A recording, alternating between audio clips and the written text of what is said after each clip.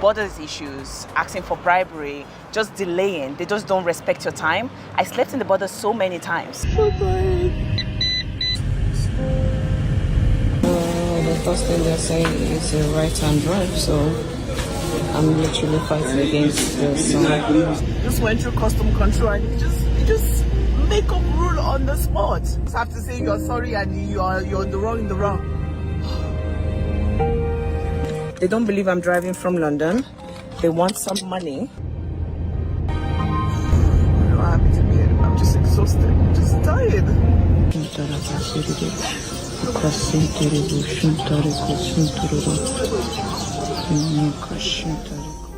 Literally, I had no choice but to sleep at the border. In Liberia border, I slept there for 2 nights because they were just like, you cannot go in, this is our rules, but there are bylaws, and it's just, they make it so difficult. It makes you question ECOWAS, like, their freedom of movement, is it really there? Is there such a thing as that? Is it only in Liberia that you face such a problem? Liberia, Senegal, Sierra Leone, even Ghana. What happened in Ghana? We're in Ghana. See, this is the home of Kwame Nkrumah. Yes. He wanted a united Africa. Africa, yes, but that's not the case. But it's a struggle to enter Ghana. That was one of the things I wanted to do. But before I embarked on this, a lot of people say, contact the embassy and things like that. And I'm like, I never have to do that when I'm traveling within Europe.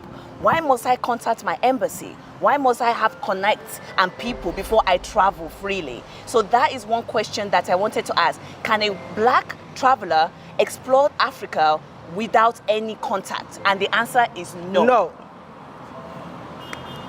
See, in Togo, I had a brawl with immigration officers because they asked me to pay a bribe and I decided not to pay. Yes. In Ivory Coast, it was terrible. When I was going to Ivory Coast, I paid a lot of money just to drive from Ghana to Ivory Coast. And when I was on my way coming back to Ghana, exactly the same thing happened. But anytime you talk about these issues that you face at the border, people tend to be like, why are you making our countries look bad?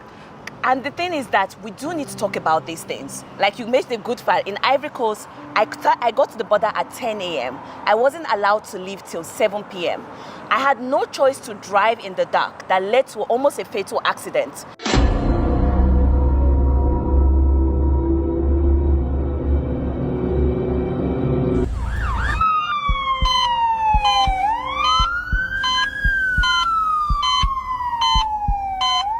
Because there was a parked truck that didn't have any reflector. But I shouldn't have been on the road at that time anyways. Because of the border delay, it has a ripple effect. People's life are at stake at a point. It's like ridiculous. You had an accident? I did. A really bad one. Airbags, emergency. I had to be in the hospital for almost 2 days.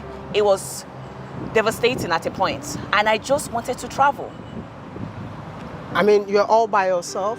Yes. And having an accident? Who saved you? Thank goodness that when I had the impact, my alarm and my on just kept on going. This was almost at 10 o'clock. Oh my goodness. All the village came across, they came with their flashlight. My door was jammed, so I had to crawl through the passenger seat, the passenger door, come out. They called for ambulance, called for a fire brigade. But again, I shouldn't have been at the road at that time. I was forced to drive late because of all of these issues with corruption. What happened at the Ghana border?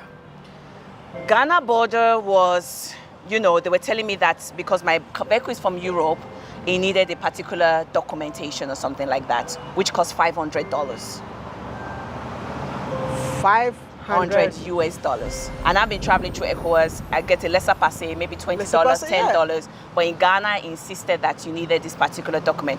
And maybe it is the law. Maybe. Let's put it as